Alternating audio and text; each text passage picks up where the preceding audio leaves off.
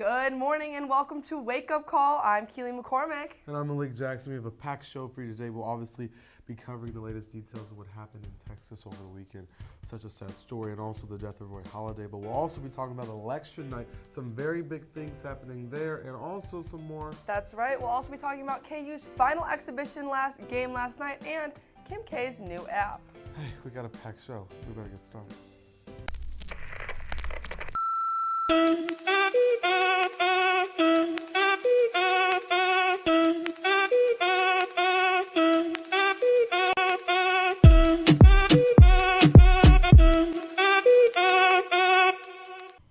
Well, welcome to Wake Up Call, guys. We have a packed show, so like I said, let's get started. That's right. We'll get started with the news. 26 people were killed and 20 injured in a shooting on Sunday morning at a church in Sutherland Spring, Texas.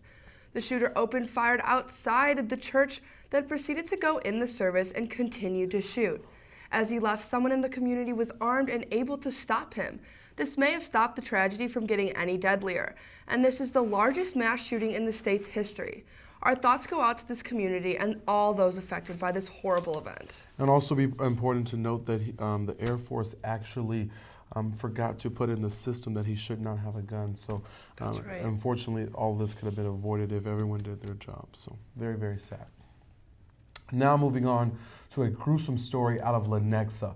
Justin Ray is accused of murder after not only slicing his wife's body up with a knife, but then putting her dismembered body into a freezer. Authorities say this happened after Ray's wife gave birth in a Kansas City hotel. Ray said he was scared their children would be taken away from them if it was found out that they had a successful delivery in a hotel. In court, Ray went on a rant likening his trial to O.J. Simpson before being removed, and it is important to keep in mind that the couple is from Arizona. The victim's family is unaware of why they were there in the Kansas City hotel, how they got there, when they got there. All the details are a little murky, but we'll, of course, continue to follow that right here on Wake Up Call. That's right, and some very sad news to report. Retired pitcher Roy Halladay, a winner of 200 career games and two-time Cy Young Award winner, died Tuesday in a plane crash. The plane landed in the Gulf of Mexico. Now, Halladay was the only one in the two-seater plane when it crashed, and the pitcher shined brightest with his time playing for the Phillies.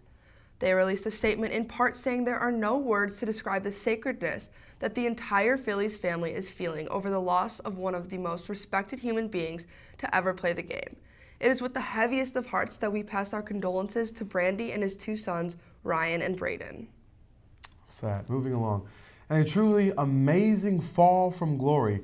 Yet another organization has banned Harvey Weinstein, that being the TV Academy, who is in charge of awarding the Emmys. In a statement, they said the Academy supports those speaking out against harassment in all forms and stands behind those who have been affected by the issue.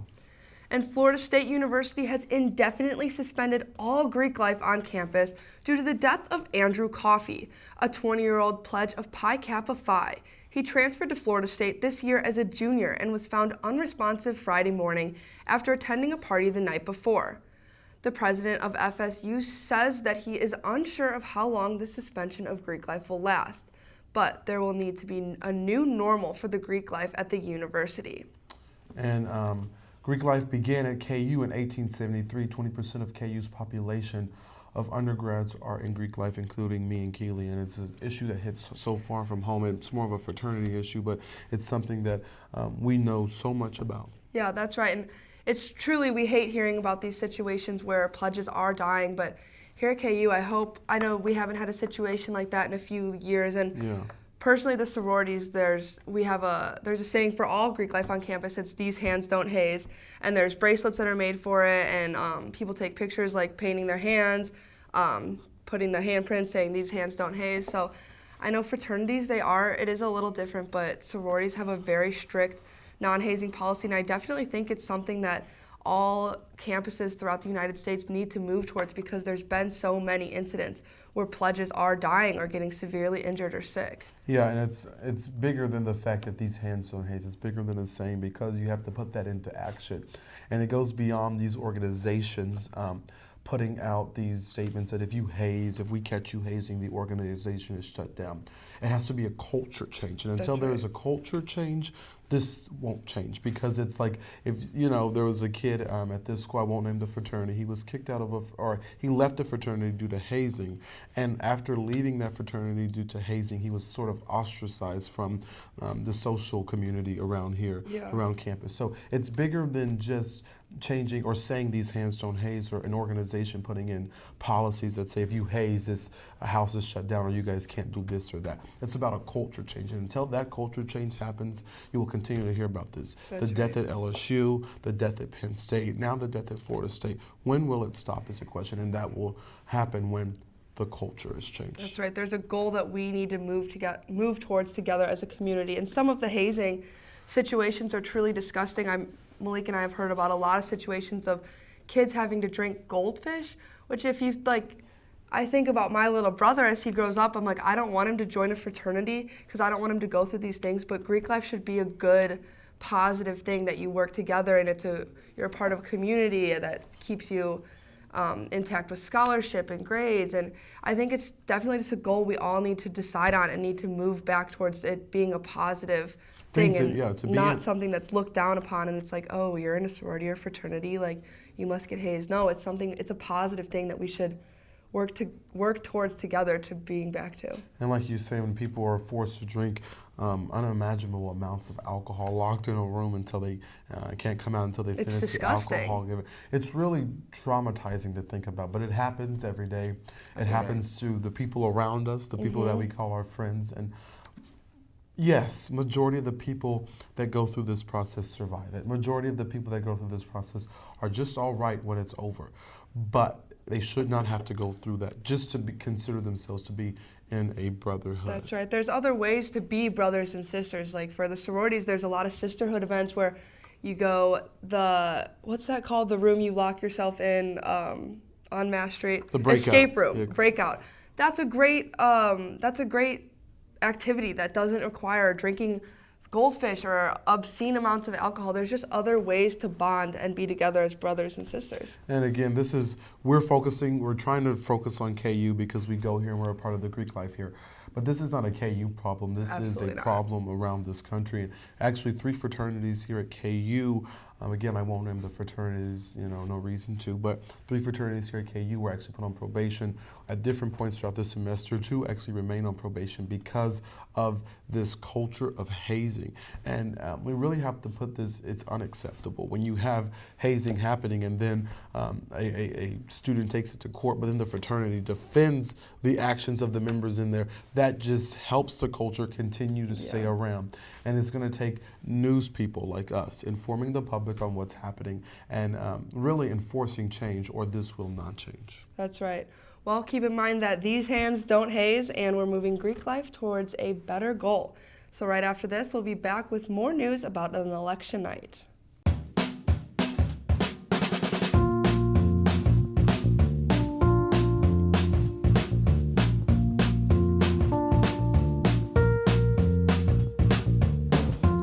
When you shop local in the heart of a city, you support the people that make our community thrive.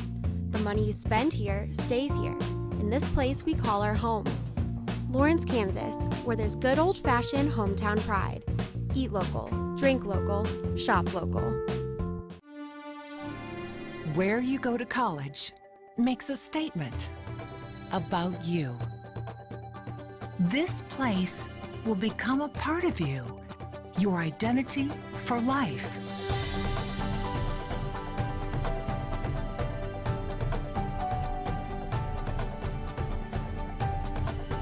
The University of Kansas, a great place to be you. And welcome back to Wake Up Call. Now to some politics. The Democrats won big last night. 2 governor's seats, New Jersey and Virginia, and the New Jersey governor's seat was previously held for 8 years by a Republican. They also won 2 hotly contested mayoral races in Charlotte, North Carolina, and St. Petersburg, Florida. And in Maine, they voted to expand Medicaid under Obamacare. And some big news here. It was voted on last night to build a new Kansas City International Airport, which will be done by 2021. So all in all, a big night. from all the political pundits left and right, they were saying that this is kind of a bad night for the Republicans and the Trump agenda, this populist message that they push forward. It did not win in New Jersey or Virginia, and Obamacare, which he is trying to end, got expanded in a Republican-held state. So a lot of moving parts, but most importantly, that airport that's coming. I'm excited about that. 2021, we'll be out of here though. We pray we're out of here. Yeah, if everything we'll see goes if right. we graduate after on that, time. After that advising meeting last week, I don't know if I'll be out of here by 2020. Hopefully, we pray. Think, we'll see if we make it out. I think a new airport would be good though. I do like the KCI airport. I'm from Chicago, so I'm used to taking hours to get to the airport, and now I come here and just get right in, get right on the plane. It's just the easiest thing. And with my move from Kansas to Georgia, I experienced Georgia's airport, which is just so happens to be the busiest one in the world. Yeah, that's a bad one. And I was thankful that it was like I think we flew out at like 4 o'clock in the morning, because the line at 4 o'clock in the morning, I mean, it was ridiculous. I think it took us about 45 minutes just at 4 o'clock but 4 o'clock in the morning, I don't have time to stand in a line and get patted down, take my belt off and this, and I don't got time for that. I don't. I've waited in the airport in lines for 3 hours with little siblings screaming and crying. The worst time to travel is definitely the holidays. So hopefully with this with the new Kansas City airport, that won't be the case. Hopefully it's the same kind of airport, just more modern looking, because it's kind of like bricky, old looking now. So hopefully it's more modern looking, but not too big where it's confusing like an Atlanta airport where they Chicago. have 10 different terminals, and this airport's here. It's just it's too much. I can't do it. I can't do it. All right, well, moving on to our favorite section, I Come Bearing Good News. Although Britney Spears is not necessarily known for her painting skills, her most recent art piece was sold on Monday for $10,000.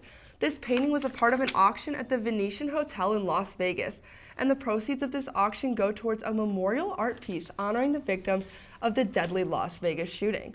So I think that's awesome that Britney Spears is using her big name and her talents to help donate and bring peace kind of to the Las Vegas area.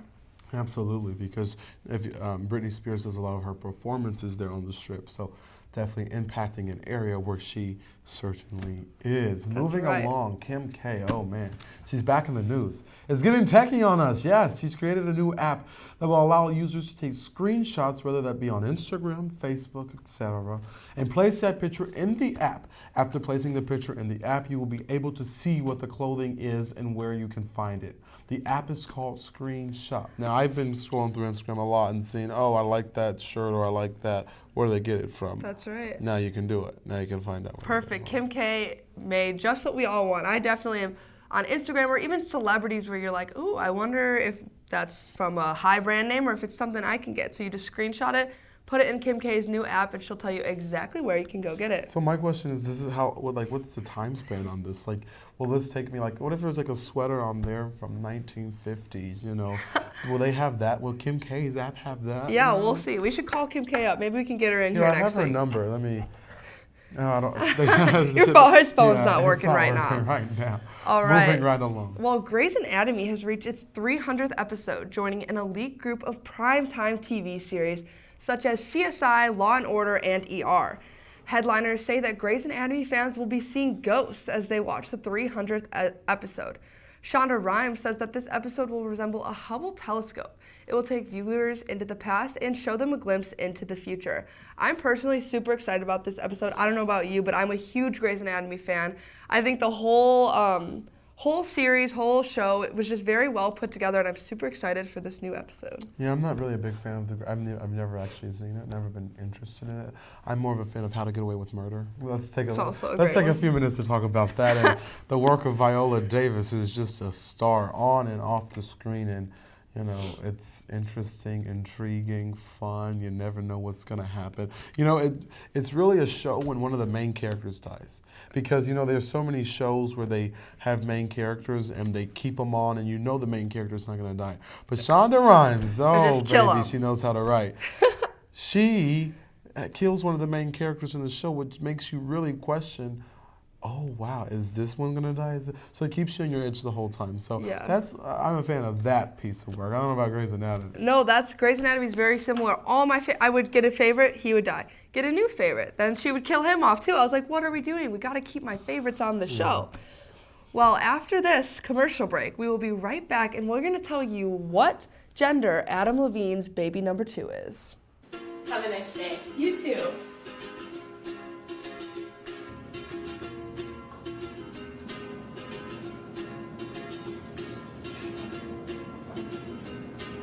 Have a great day. Thanks. You too.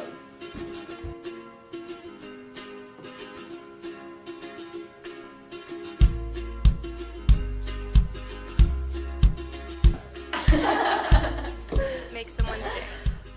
Pay it forward.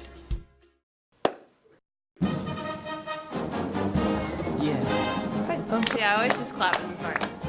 This is where everyone's talking amongst themselves. Do you know how to do it? Do you know how to do it? Are we supposed to smile? When do we start? Somebody over here already started. Can we talk about the piccolo part? It's the most complicated one. It is. If you listen, you're doing it when the band's not playing. You have to tell me when it starts. I still don't know. Here we go.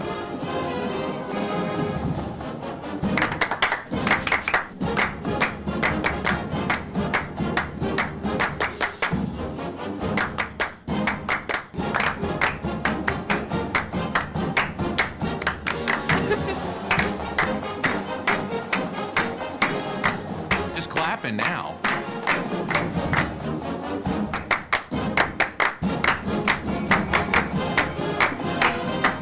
No humps. Nailed it. I practiced this morning. Tomorrow's just two people. It has a right and a wrong way of doing it. No. No. Wrong. I like my way better. I don't know how to do the end. It's just I don't know the head.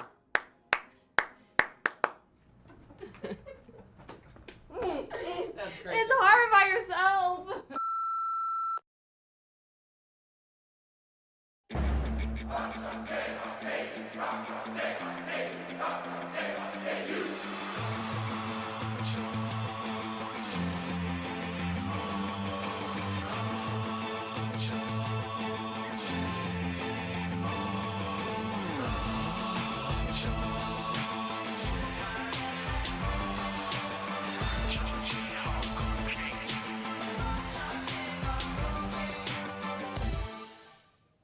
And welcome back to Wake Up Call. Now, in some big news, Maroon 5 singer Adam Levine made an appearance on The Ellen Show to reveal the gender of his new baby.